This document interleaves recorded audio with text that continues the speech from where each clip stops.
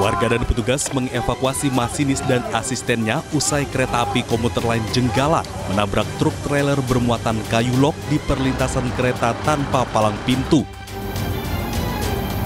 Di Kelurahan Tenggulunan, Kecamatan Kebomas, Kabupaten Gresik. Kecelakaan ini menyebabkan asisten masinis Abdillah Ramdan meninggal dunia. Sedangkan masinis Purwo Pranoto menderita luka-luka dan dilarikan ke rumah sakit Senen Gresik. Kerasnya hantaman membuat kayu berserakan dan kabin lokomotif rusak parah di bagian depan.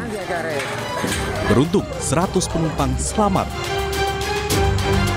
Petugas mengevakuasi truk serta pembersihan jalur agar perjalanan kereta api bisa kembali normal. Polisi juga masih menyelidiki penyebab kecelakaan.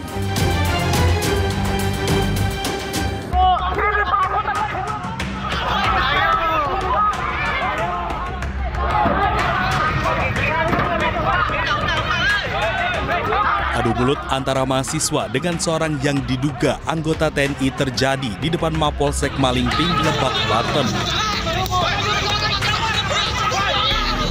Keributan diduga dipicu saat mahasiswa memblokade jalan dan di saat bersamaan mobil anggota TNI tersebut hendak melintas. Aksi unjuk rasa dipicu adanya dugaan tindakan menyalahi aturan di mana 2 orang pengedar dan bandar obat terlarang jenis tramadol dan heksimeriang ditangkap oleh warga. Oleh Mapolsek Malingping dipinta untuk musyawarah agar pelaku dibebaskan. Mahasiswa menuding adanya keterlibatan Kapolsek Malingping dengan pengedar dan bandar obat terlarang sehingga pengedar dan bandar tersebut tidak diproses secara hukum.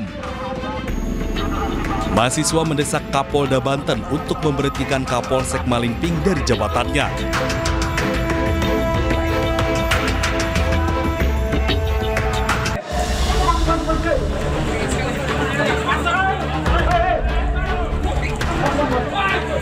Unjuk rasa petani menuntut pembongkaran pintu ukur irigasi di kantor DPRD Konawe, Sulawesi Tenggara berlangsung ricuh. Saling dorong antara petugas kepolisian dan puluhan petani sawah terjadi saat pengunjuk rasa akan memaksa masuk ke dalam kantor DPRD Konawe, Sulawesi Tenggara untuk bertemu Ketua DPRD.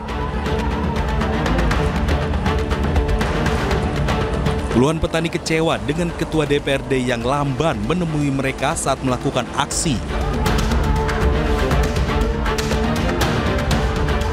Aksi puluhan petani sawah ini dipicu oleh gagal tanam seluas 143 hektar sawah yang diakibatkan pembangunan pintu ukur oleh Balai Wilayah Sungai Konawe, sehingga debit air berkurang dan tak sampai ke sawah warga.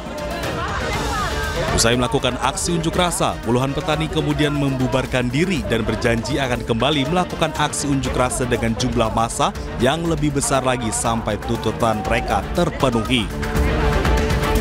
Tim Liputan Ayus melaporkan.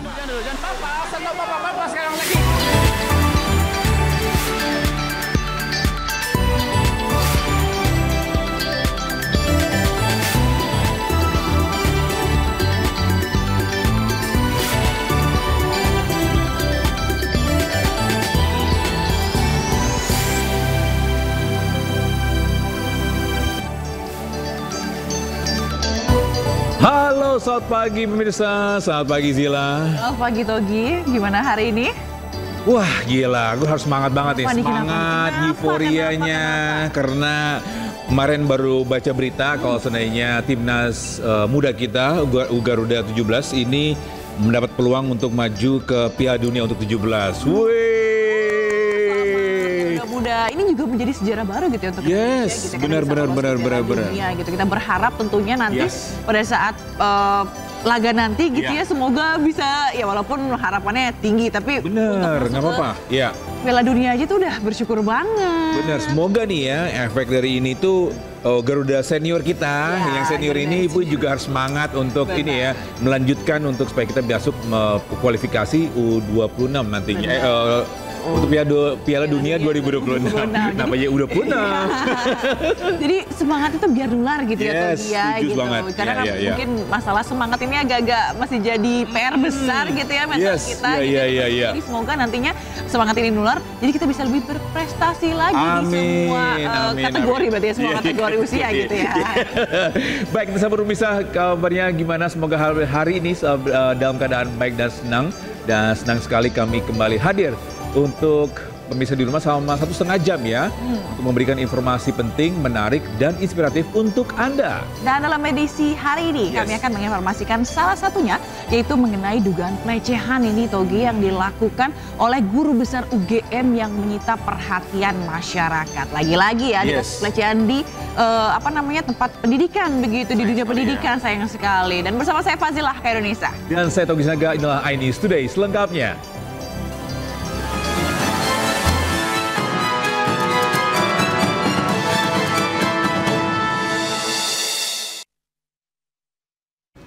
Ya pemirsa, viral di media sosial, 2 orang terlibat cekcok menggunakan senjata api dan tongkat besi di Bukit Tinggi, Sumatera Barat. Ya, cekcok terjadi lantaran dipicu gaji ronda objek wisata yang tak kunjung dibayar.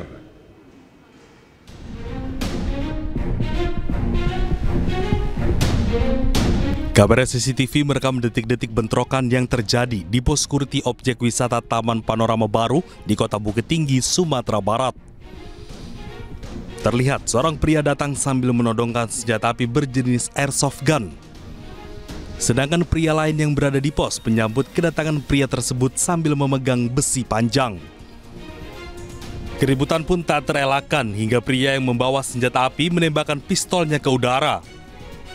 Beruntung keributan antar sesama warga Panorama Baru ini dapat dipisahkan tanpa ada yang terluka. Usai menerima laporan, tim Opsnal Satreskrim Polresta Bukit Tinggi bergerak cepat dan mengamankan pelaku penodongan di kawasan objek wisata Taman Panorama Baru. Kepada polisi, pelaku Rudi mengaku terpancing emosi karena gajinya sebagai petugas ronda tak kunjung dibayarkan oleh Irwanto. Jadi waktu itu yang si pelaku menagih gajinya yang per hari katanya belum dibayar. Jadi mungkin emosi dia mengambil senjata airsoft gun punya iparnya tanpa sepengetahuan iparnya. Jadi pelakunya sudah kita amankan di sini. Akibat perbuatannya, pelaku Rudi terancam hukuman maksimal 4 tahun penjara. Dari Bukit Tinggi, Sumatera Barat, Wahyu Sikumbang, iNews melaporkan. Ya, sementara itu balkon sebuah rumah di Surabaya, Jawa Timur ini ambruk. Akibatnya seorang penghuni rumah yang tengah tidur tewas tertimpa material bangunan.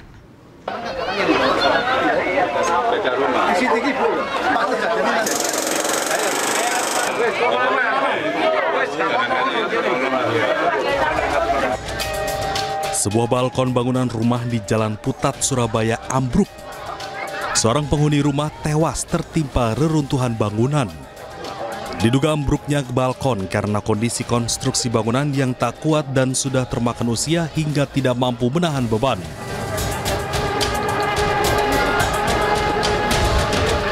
Tim Inafis Polrestabes Surabaya yang tiba di lokasi langsung melakukan olah TKP dan mengevakuasi korban. Sementara kejadian berawal saat korban bernama Ahmad Farid, usia 35 tahun, sedang tidur di atas balkon lantai 2 rumahnya. Tiba-tiba balkon setinggi 3 meter tersebut ambruk.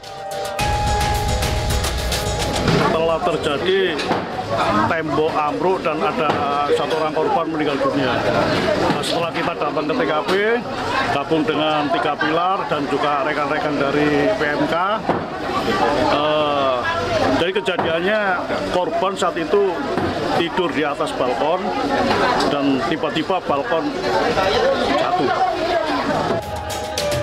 Setelah berhasil dievakuasi, jenazah korban langsung dibawa ke kamar jenazah RSUD Dr. Sutomo Surabaya untuk divisum.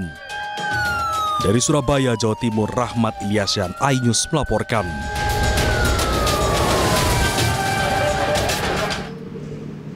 Sementara itu diduga kurang jaga jarak, truk bermuatan gula merah menabrak truk yang ada di depannya di Tol Cipularang. Ya, 1 orang meninggal dunia sementara 1 orang lainnya luka berat.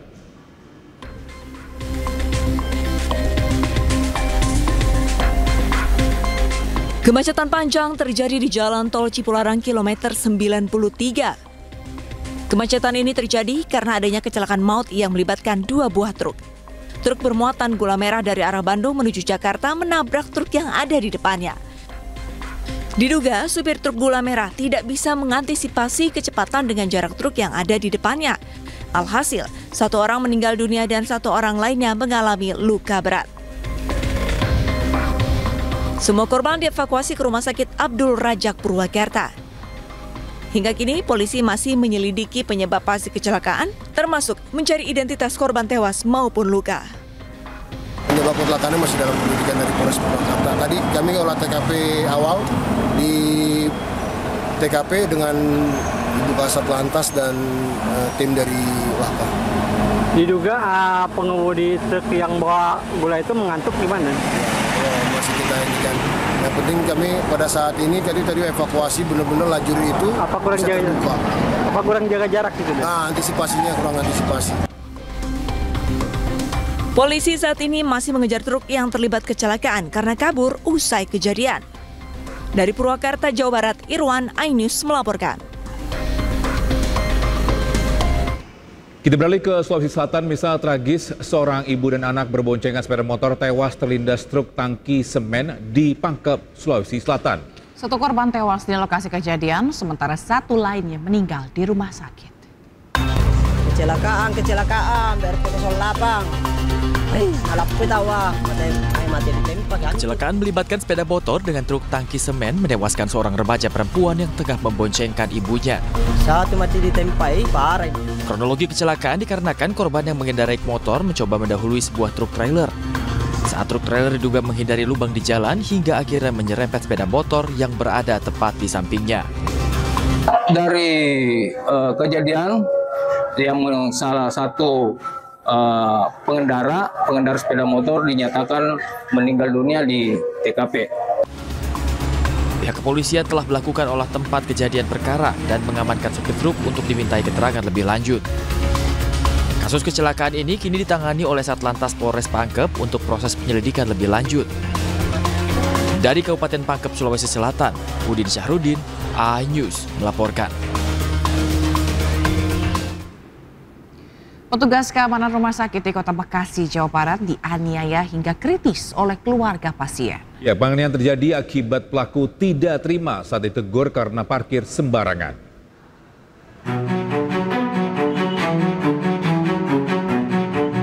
Keluarga pasien ini langsung mencoba memukul satpam rumah sakit Mitra Keluarga Kota Bekasi yang menegur karena knalpot kendaraan yang bising dan parkir tidak pada tempatnya. Bahkan keluarga pasien ini menantang petugas keamanan untuk berkelahi. Pelaku tidak terima ditegur dan memicu keributan hingga berlanjut di depan ruang instalasi gawat darurat. Akibat tindak kekerasan tersebut, korban mengalami luka dan harus dirawat intensif di rumah sakit Mitra Keluarga. Korban sempat alami kejang dan tak sadarkan diri. Pertama sih dia didorong-dorong dari itunya, terus katanya dari saksi-saksi yang ada, saya juga nggak tahu ya mas, dia dari saksi katanya dia dibanting dan di smackdown gitu loh tangannya. Jadi pas dia udah kejang, dia sudah kejang dan dia masih dipiting, masih di smackdown gitu. Keluarga korban melaporkan kasus penganiayaan ke Polres Metro Bekasi Kota. Polisi akan memanggil pelaku untuk pemeriksaan lebih lanjut. Dari Bekasi, Jawa Barat, Rahmat Hidayat, iNews melaporkan. Ya pemirsa, keluarga pasien mengamuk di rumah sakit di Jeneponto, Sulawesi Selatan. Ya, keluarga pasien mengamuk lantaran penanganan rumah sakit diduga lamban yang mengakibatkan balita meninggal dunia.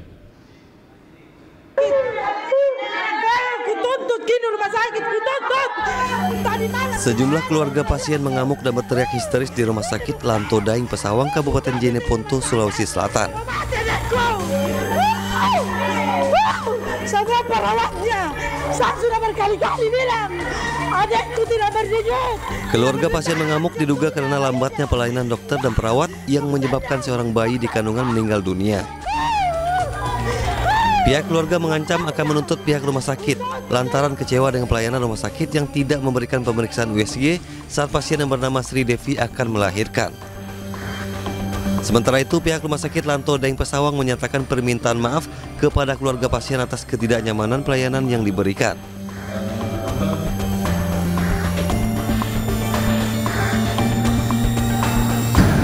Dokter, kepala ruangan, kepala instalasi yang terlibat langsung dalam proses penanganan pasien ini, dan untuk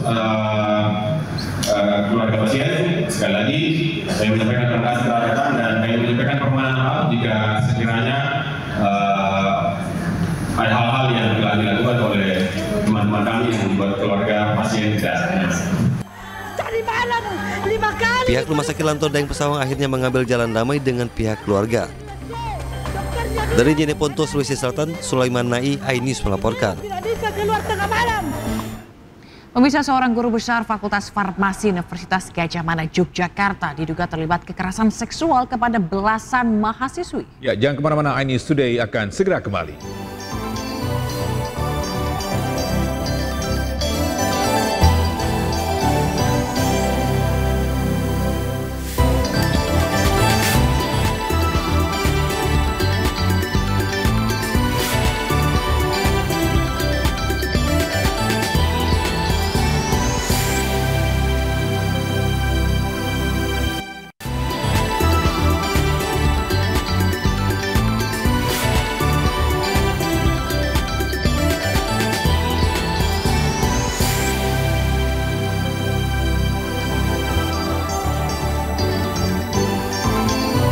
Ya, terima kasih masih bersama kami di iNews Today. Pemirsa, seorang guru besar Fakultas Farmasi Universitas Gadjah Mada Yogyakarta diduga terlibat kekerasan seksual kepada belasan mahasiswi. Modusnya dengan mengajak korban melakukan bimbingan tugas akhir di rumah sang dosen.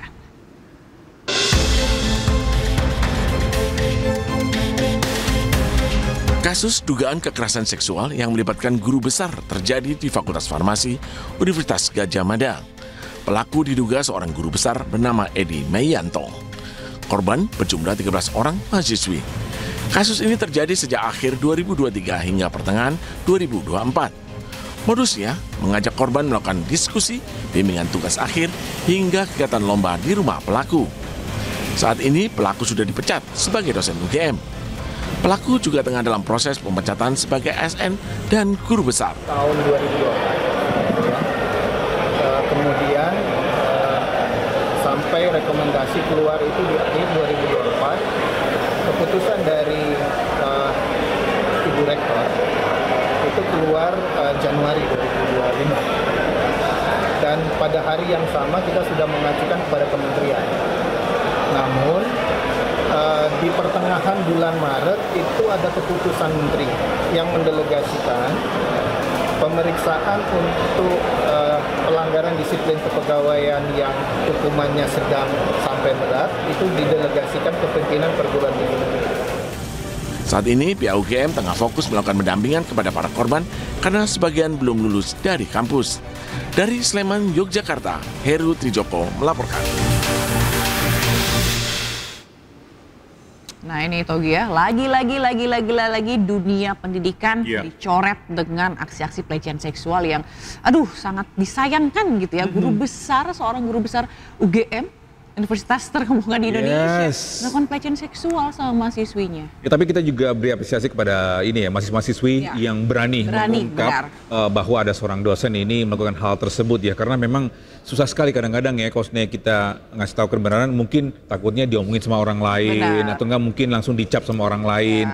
Nah, tapi ini penting sekali untuk kita semua bahwa kalau memang kita mengalami kekerasan atau enggak mungkin fisik verbal di lingkungan pekerjaan atau enggak di lingkungan pendidikan, alangkah baiknya mungkin bisa sharing ke orang terdekat atau enggak mungkin ada seseorang yang bisa membantu kita. Membantu atau dibantu oleh profesional gitu ya. Sebenarnya kita juga ini patut jadi contoh, jangan takut untuk melapor gitu ya, karena pasti akan ada jalan keluar gitu. Dan kalau misalnya kita lihat ini modusnya ngajak bimbingan ke rumahnya dosen.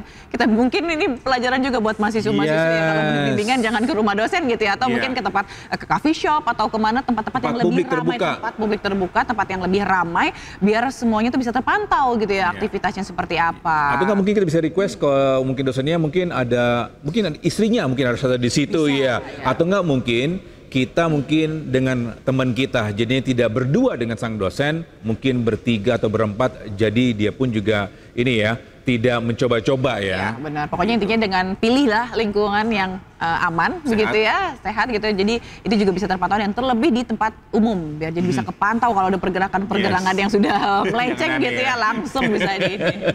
Baik pemirsa, kita ke informasi selanjutnya, di mana Denpol Lanal Banjarmasin kembali memanggil keluarga korban pembunuhan yang dilakukan oleh oknum TNI AL berpangkat kelas 1.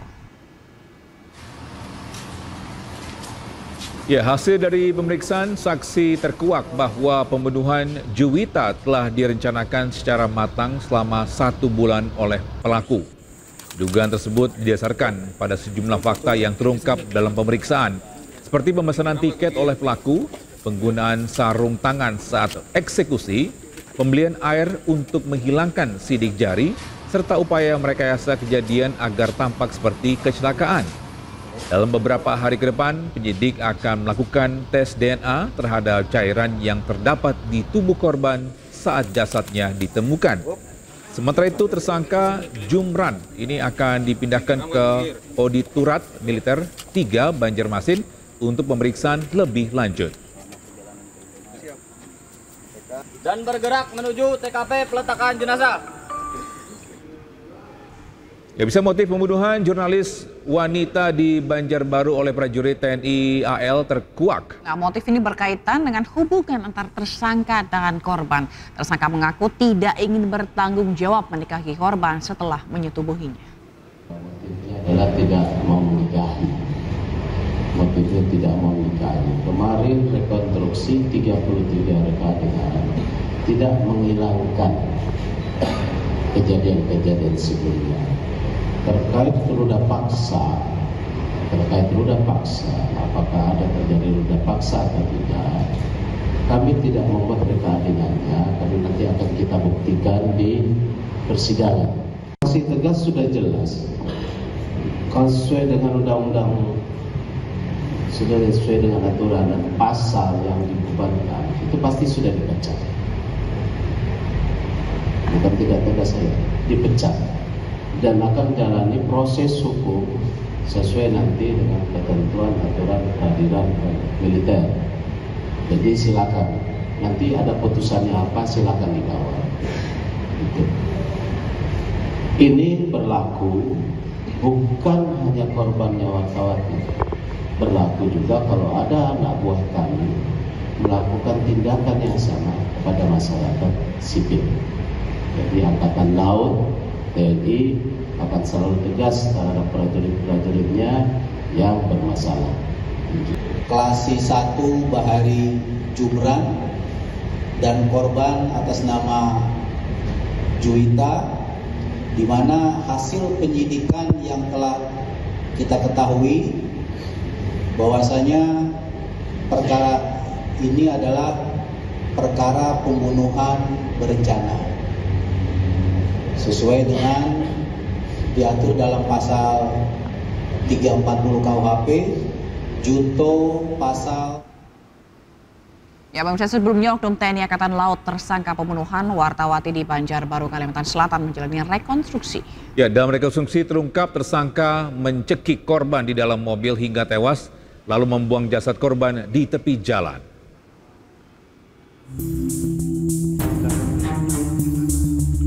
Polisi militer TNI Angkatan Laut menggelar rekonstruksi pembunuhan Juwita, wartawati media online di Banjarbaru, Kalimantan Selatan. Rekonstruksi menghadirkan tersangka utama Klasi 1 Jumran, oknum TNI AL yang juga kekasih korban. Dalam rekonstruksi yang memeragakan 33 adegan terungkap, korban dibunuh di dalam mobil. Tersangka mencekik leher korban hingga tewas di kursi belakang mobil.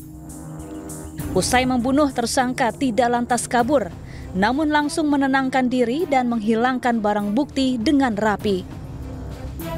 Jasad korban kemudian diletakkan di tepi jalan termasuk ponsel dan sepeda motor. Kuasa hukum korban menduga pembunuhan dilakukan secara terencana. Keterangan dari tersangka bagaimana dia melakukan perbuatan pembunuhan sebagaimana pasal 340 tadi. Jadi kalau dilihat tadi memang ada dari keterangan tersangka untuk proses terjadinya pembunuhan, serta ada saksi yang melihat bahwa ada suara pintu, kemudian melihat ada ternyata mobil dan korban, seperti itu. Makanya ada jeda waktu bertahap, proses itu berbeda dengan 338. Pembunuhan seketika itu akan langsung dilakukan secara otomatis.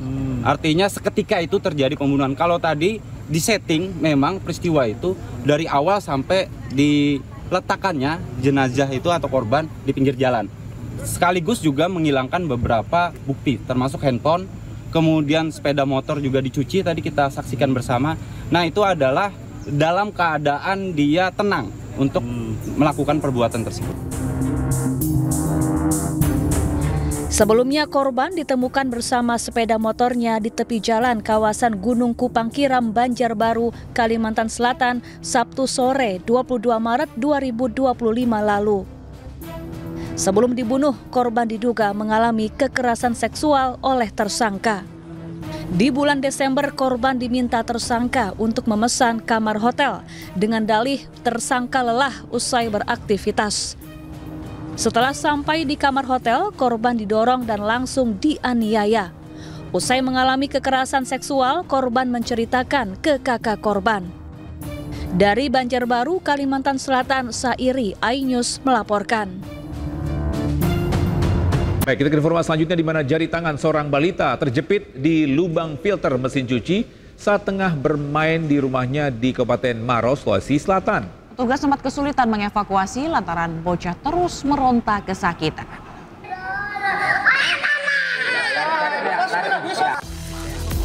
Petugas pemadam kebakaran berupaya mengevakuasi jari telunjuk seorang balita perempuan bernama Putri yang terjepit di lubang filter mesin cuci di Kabupaten Maros, Sulawesi Selatan.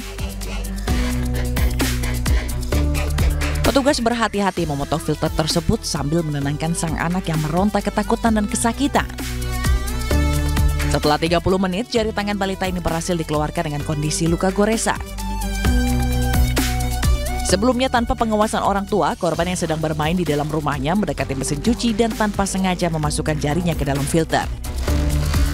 Lantaran tak bisa melepaskan jari sang anak, pihak keluarga langsung meminta bantuan petugas damkar. Sementara para orang tua diimbau untuk selalu mengawasi anaknya agar tidak terjadi hal-hal yang tidak diinginkan. Dari Kabupaten Maros, Sulawesi Selatan, Wahyu Ruslan, iNews melaporkan.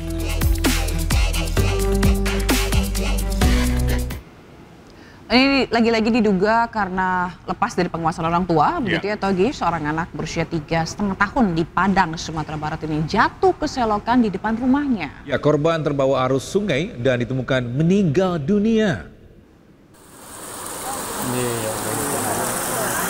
Ya Allah, nak, astagfirullah, nak, ya Allah, nak.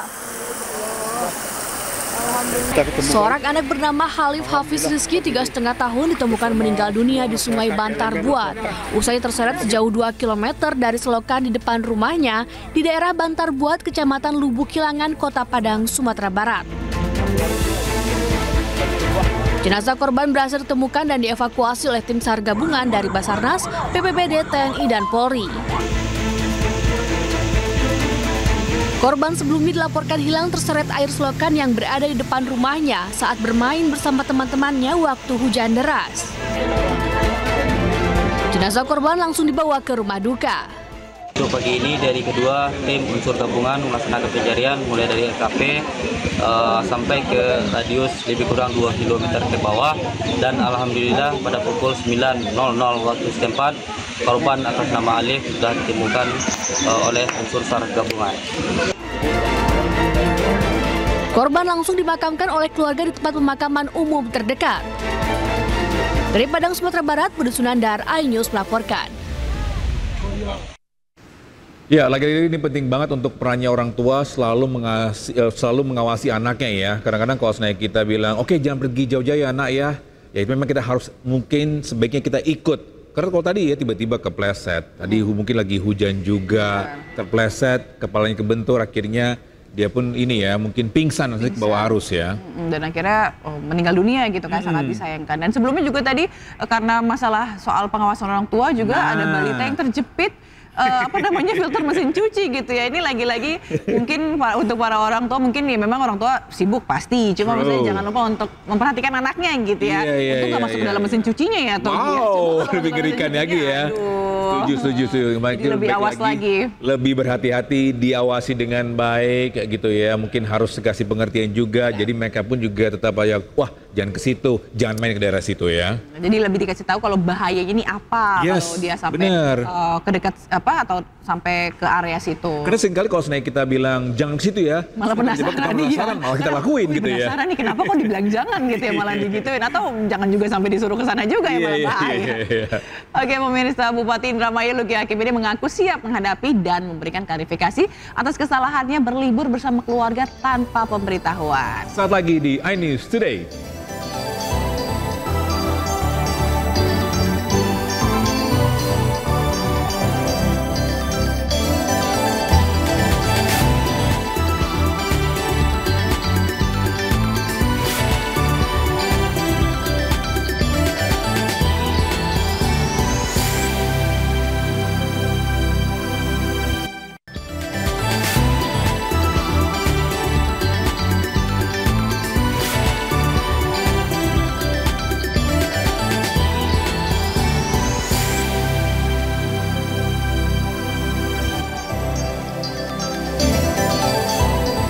Kembali bersama kami di iNews Today. Pemirsa, Bupati Indramayu Luki Hakim ini mengaku siap menghadap dan memberikan klarifikasi atas kesalahannya berlibur bersama keluarga tanpa pemberitahuan.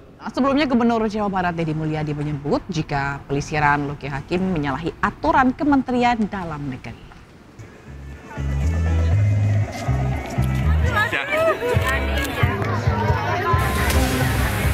Usai viral liburannya ke Jepang, Bupati Indramayu Luki Hakim mengaku siap menghadap dan memberikan klarifikasi kepada Kementerian Dalam Negeri.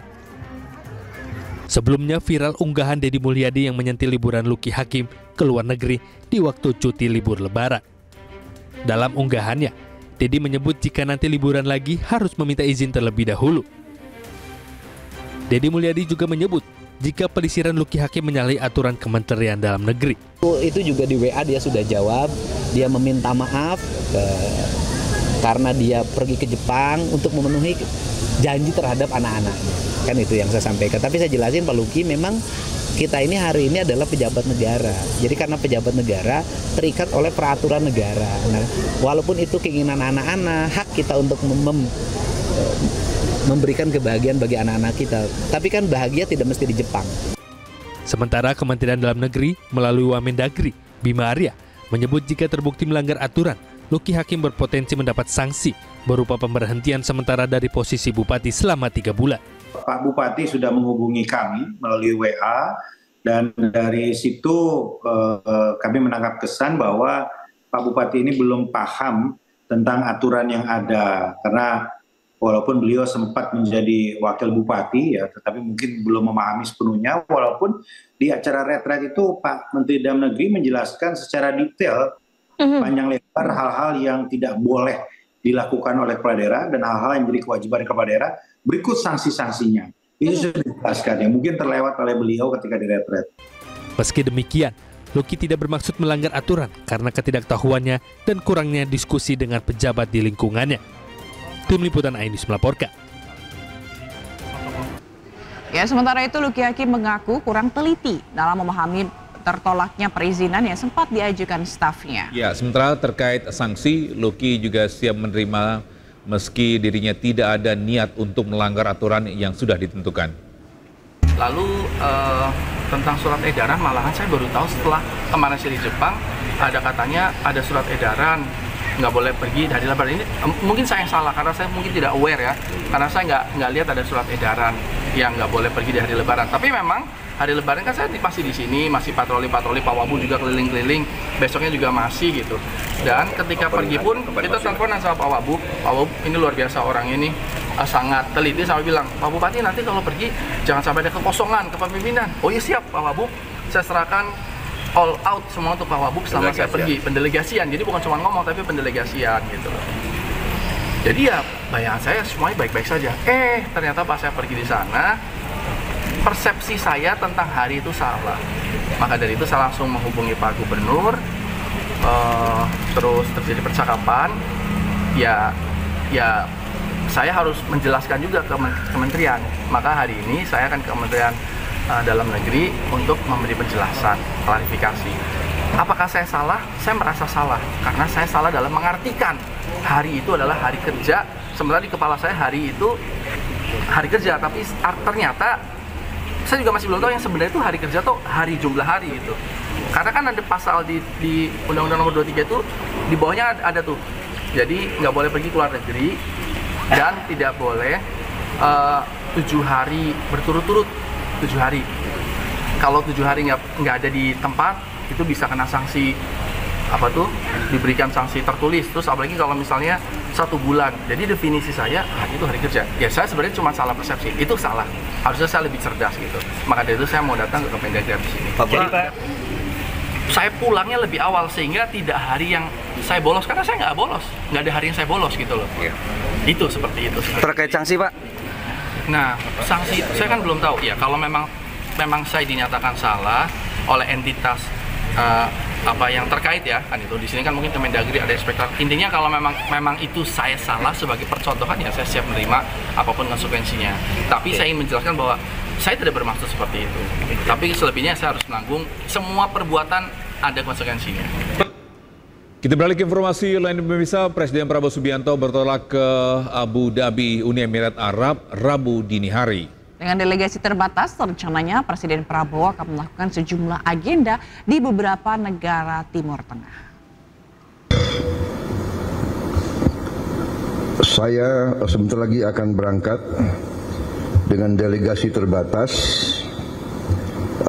dan sebagian menteri sudah berangkat duluan dan akan ketemu saya di beberapa tempat. Yang pertama, saya akan ke Abu Dhabi, Uni Emirat Arab, untuk ketemu dengan Presiden Uni Emirat Arab, ya, Yang Mulia Muhammad bin Zayed, dan untuk melakukan konsultasi untuk tukar-menukar pikiran tentang perkembangan geopolitik dan geoekonomi dunia saat sekarang. Dari situ saya terbang langsung ke Ankara, melaksanakan kunjungan kenegaraan sebagai balasan terhadap kunjungan Presiden Republik Turkiye kepada Indonesia beberapa saat yang lalu. Beliau undang saya ke situ juga untuk menghadiri suatu forum diplomatik di kota Anadolu. Juga di situ ya Anadolu kan? Antali ya. Di situ saya juga akan melaksanakan konsultasi dengan beliau tentang beberapa hal juga menyangkut geopolitik dan geoekonomi, juga kerjasama industri dan perdagangan dan pendidikan serta kebudayaan. Kita punya hubungan yang cukup luas dan komprehensif dengan Turki. Dari situ saya segera tanggal 12 akan mampir di Mesir, di Kairo. Saya akan konsultasi dengan Presiden Sisi. Kemudian dari Kairo saya akan terbang ke Doha, Qatar, untuk melaksanakan kunjungan kenegaraan dan untuk menyelesaikan kesepakatan antara Qatar dan Indonesia, juga tanda tangan berbagai perjanjian dan kesepakatan yang cukup strategis bagi kedua negara kita. Dari situ saya ke Yordan, kunjungan kenegaraan, dan sekali lagi konsultasi. Karena itu saya sampaikan bahwa Indonesia siap bila diminta oleh semua pihak yang terlibat untuk berperan. Kami siap berperan sesuai dengan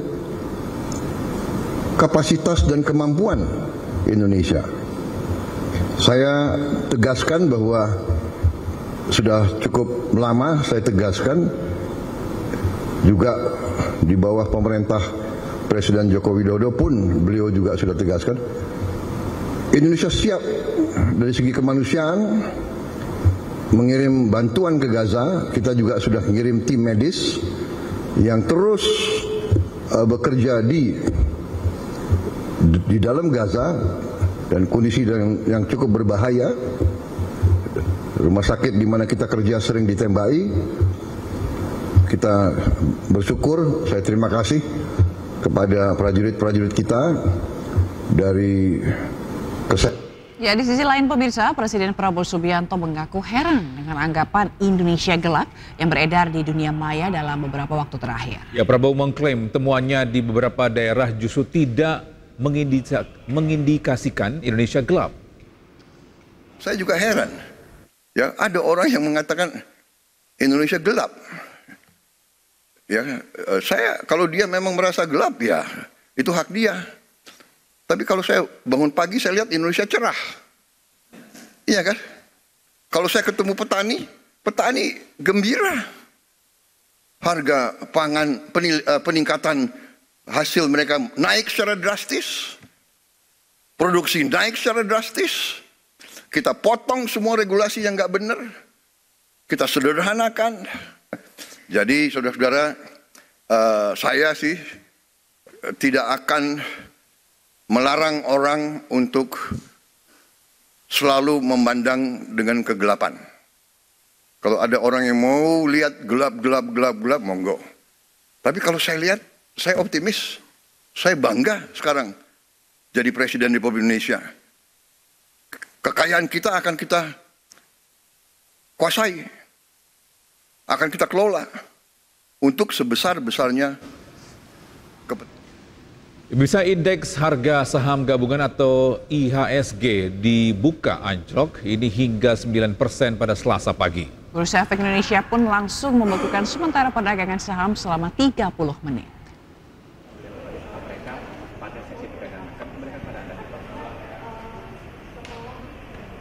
Kebijakan tarif impor baru Amerika Serikat memberikan efek domino terhadap perekonomian internasional. Di Indonesia, IHSG dibuka langsung anjlok hingga menyentuh angka 9%. BI pun langsung membekukan sementara perdagangan saham atau melakukan trading halt selama 30 menit. Tidak hanya itu, BI juga melakukan penyesuaian ketentuan batas auto rejection bawah atau ARB.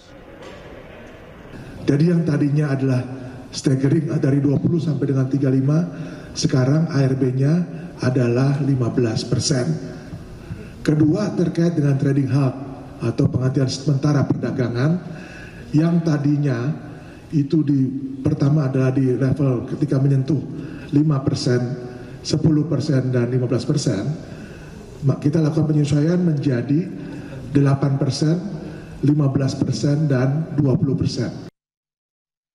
Penyesuaian ketentuan ini dilakukan dalam rangka menjaga pergerakan harga pasar dan memastikan perlindungan investor dari dampak kebijakan tarif impor Donald Trump.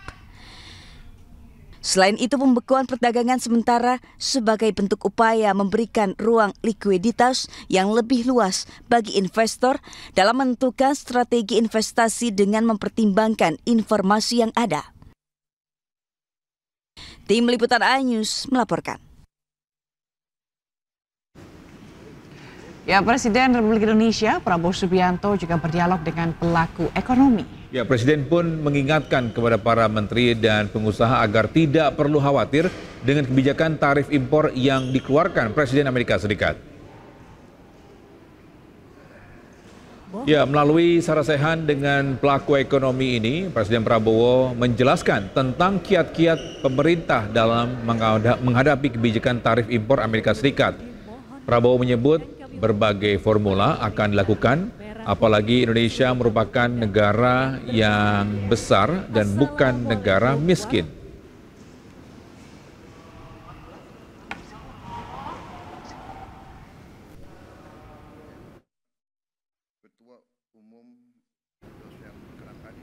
Nah ya Togi dan juga pemirsa, ini kita barusan dapat update gitu ya, ternyata IHSG ini rebound jadi 1,3%. Dan kita tunggu update selanjutnya seperti apa gitu, semoga lebih membaik kondisinya. Baik, bisa pelayanan Samsat Kabupaten di Bogor dan Bekasi diserbu oleh warga. Jangan kemana-mana, iNews Today akan segera kembali dengan informasi selengkapnya.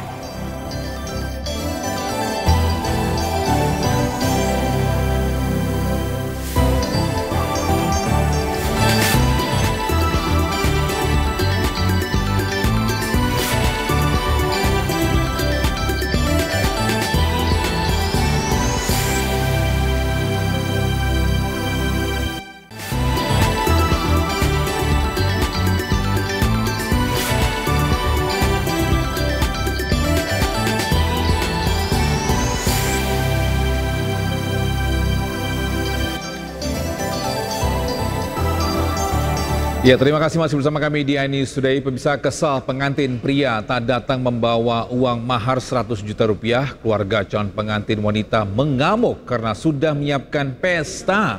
Keluarga pengantin wanita ini juga merusak rumah keluarga calon pengantin pria. Oh my God.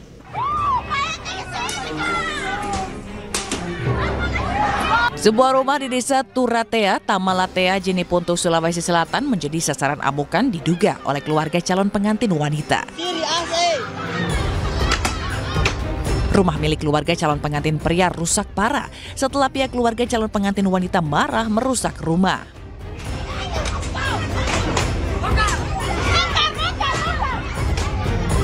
Calon pengantin pria dan keluarganya kabur ke Makassar, tidak datang ke rumah calon pengantin wanita untuk menyerahkan uang panaik 100 juta rupiah yang disepakati.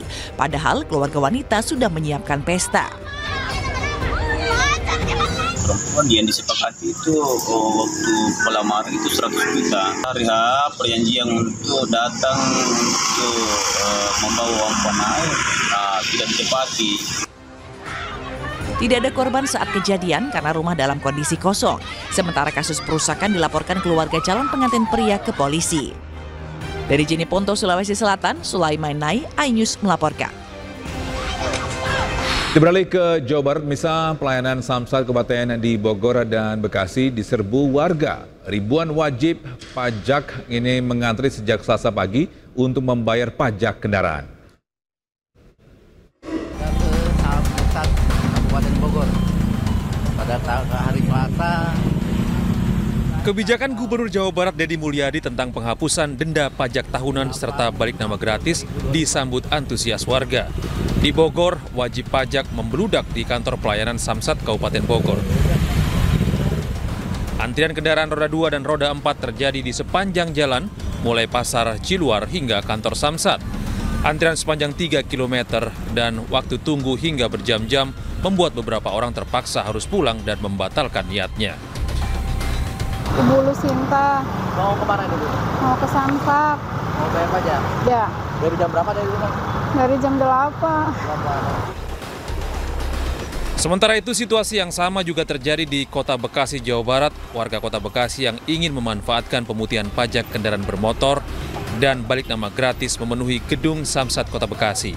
Bahkan petugas terpaksa membatasi akses masuk ke gedung Samsat hingga menyebabkan antrean panjang mencapai 2 km lebih. Sejumlah penunggak pajak kendaraan mengaku terbantu dengan program pemerintah Provinsi Jawa Barat. Ya bagus sih buat ekonomi yang di bawah ya, kelas bawah. Bagus juga ngadain begini ya. Semoganya kita siapkan maksudnya per tahun berapa kali diadain lah. Buat apa ya? Buat orang-orang yang menengah bawah supaya pajaknya mati bisa dihidup lagi. Terus juga sih ngadain untuk akses kayak begini. Terbantu? Banget, sangat. Sangat terbantu. Dari data Pusat Pengelolaan Pendapatan Wilayah Kota Bekasi, tercatat lebih dari 6.000 orang datang untuk membayar pajak. Jadwal pelayanan penghapusan pajak dan balik nama gratis akan digelar hingga akhir bulan Juni mendatang. Dari Bogor dan Bekasi, Jawa Barat, Wildan Hidayat, Rahmat Hidayat, iNews melaporkan. Bisa diduga karena sakit hati yang terpendam, seorang pemuda di Kuningan, Jawa Barat nekat menikam pamannya sendiri. Meski terluka parah, beruntung korban berhasil diselamatkan.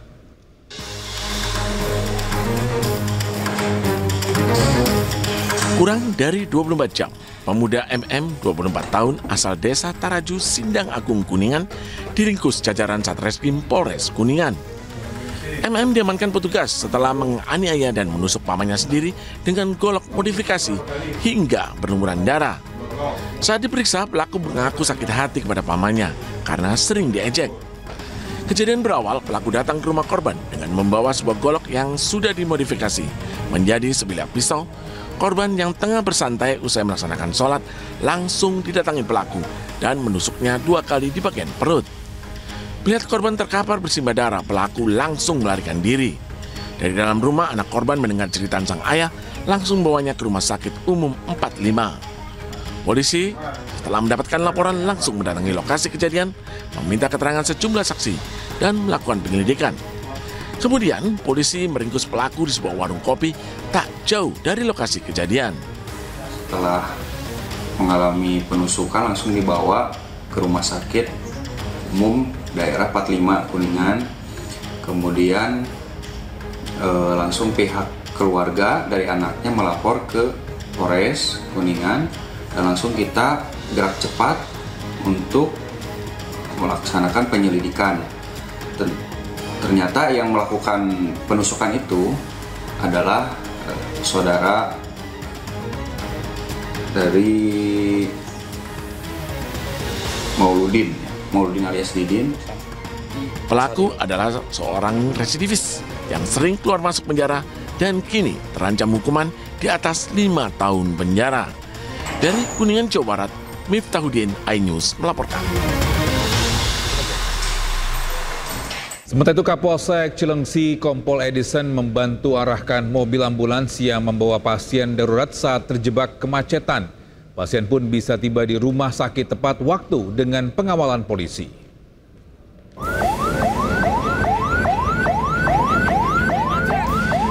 Ambulan yang membawa pasien darurat sempat terjebak kemacetan hampir 3 km. Kapolsek Cilengsi Kompol Edison langsung mengarahkan ambulan untuk menembus kemacetan. Dengan pengawalan polisi, ambulan bisa tiba di Rumah Sakit Abdul Razak Cilengsi tepat waktu. Nyawa pasien bisa diselamatkan. Dalam proses panjang ini kurang lebih macet sekitar 3 km. Ada beberapa warga yang menggunakan ambulan, kita sudah layani. Kita lewatkan jalan sebelah kanan, dikawal dari mulai pintu kota wisata sampai ke Rumah Sakit Tamrin. 2 kendaraan berat tersebut, 2 ambulan tersebut kita sampai dengan lokasi dengan aman. Alhamdulillah. Kemacetan terjadi akibat truk tronton bermuatan sampah basah 20 ton terbalik di Jalan Raya Cilengsi Jonggol. Diduga truk tronton melaju cukup kencang saat berada di tikungan Jambrong. Muatan sampah basah yang cukup berat serta kondisi bak truk yang tidak layak membuat truk tronton bermuatan sampah terguling hingga menutup sebagian badan jalan. Cuma pada lokasi ini tanjakan tadi mengalami kecelakaan tunggal pada saat menanjak dan ngedam, akhirnya miring ke kiri, jatuh dengan miring ke kiri, sebagian muatan terbuka. Polisi terus mengawal proses evakuasi truk. Selama evakuasi truk, jalan ditutup sebagian selama 3 jam. Dari Kabupaten Bogor, Jawa Barat, Cahyat Supriyatna, iNews melaporkan. Kita beralih ke Jawa Tengah. Pemirsa, sejumlah mobil dan motor di Klaten ini mogok dan alami rusak mesin setelah mengisi BBM jenis Pertalite di sebuah SPBU. Diduga BBM tersebut bercampur air.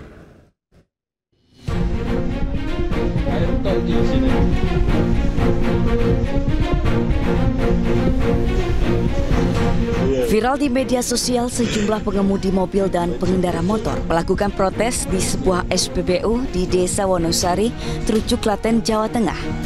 Para pemilik kendaraan ini protes setelah kendaraan yang mereka isi BBM jenis Pertalite mengalami mogok mesin.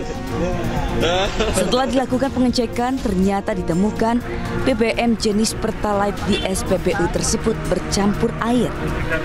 Akibat kejadian tersebut, 8 kendaraan roda 2 dan 4 kendaraan roda 4 terdampak. Pihak SPBU sendiri mengaku bertanggung jawab memberikan ganti rugi kepada setiap konsumen dengan memberikan biaya perbaikan dan mengisi ulang BBM pada setiap kendaraan. Aman, cuman kemarin agak nyindir-nyindir, nggak tahu sih. Oh iya. Terakhir beli kapan, Pak? Kemarin juga. Kemarin. Motornya sempat tersendat-sendat. Ya kemarin-kemarin. Ya. Kebetulan ini terjadi baru pertama kali di tempat kami. Dan selama ini SPBU kami aman saja, tidak pernah terjadi hal seperti ini. Ya kemudian kita sudah melakukan penyelidikan bersama dengan Polres. Nanti untuk kedepannya akan kita beri klarifikasi setelah semuanya ini selesai. Saat ini SPBU Trucuk diberi garis polisi sambil menunggu hasil penyelidikan. Dari Klaten, Jawa Tengah, Saiful Anyus melaporkan. Pemirsa, sebuah video yang menunjukkan stand penjualan es krim mengandung alkohol di Surabaya, Jawa Timur viral di media sosial.